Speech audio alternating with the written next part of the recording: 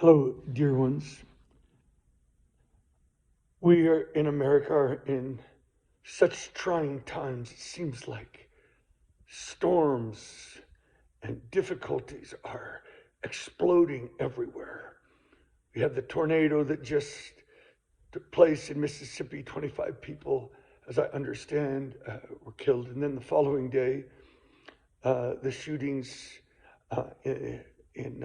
with the school, the Covenant School. It just seems like it's a time of great madness. I think it's like a cosmic spiritual battle that is taking place right now. And I think that the Lord is really calling his church to understand the times that we live in. And we need to move out of real apathetic kind of time into a mode of urgency and spiritual warfare, not with anger, but with kindness, forgiveness, and with the blood of Jesus. It speaks a better word. There was some years ago, I wrote about Martin Luther King, how he said that those four little girls at the church in Birmingham were killed in a bomb. He called them martyrs. I don't fully understand these things. I don't understand all that took place. But I began to ponder, are we in an ideological spiritual battle that I think the church is going to be facing tremendous, tremendous opposition? And I think in one sense, if I could say it, those children and those teachers that were shot yesterday were actually martyrs in an ideological battle and warfare. I don't know what was going on in the heart of the shooter. I'm sure that person had great wounding and maybe even through the church. I don't know.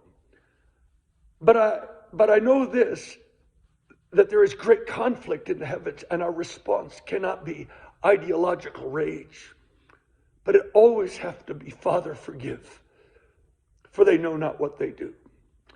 I think of those parents that lost their children and just the agony they must face. And yet, in some way, by the grace of God, they will find a way to say, Father, forgive them. And to take the blood of Jesus and actually pour it out on the ground that literally the land has been defiled by the shedding of innocent blood.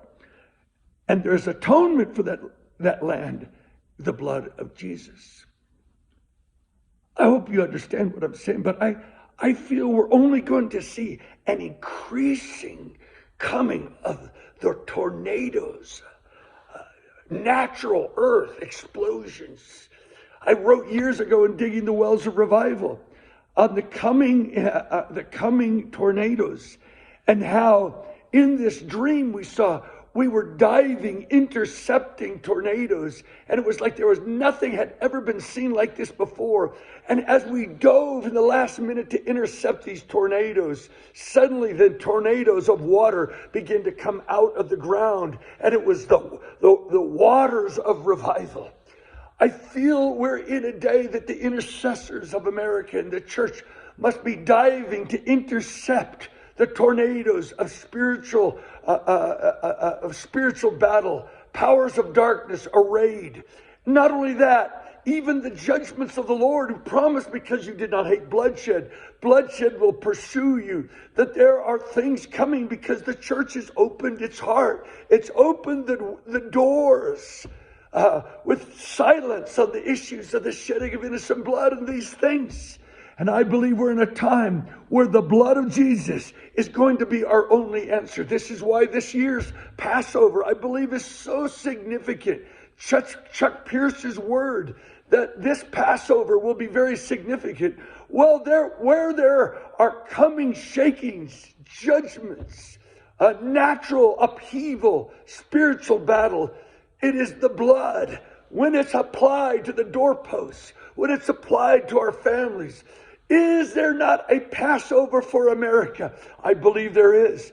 This is why we're calling people all across America to hold communion on that day, not just on that day, but hold communion and mark their families with the blood of Jesus.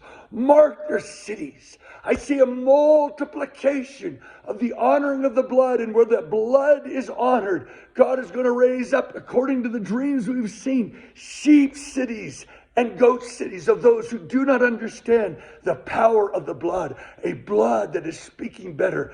I believe we're entering into the days of something called, we've dreamed about, the Great Communion Revival.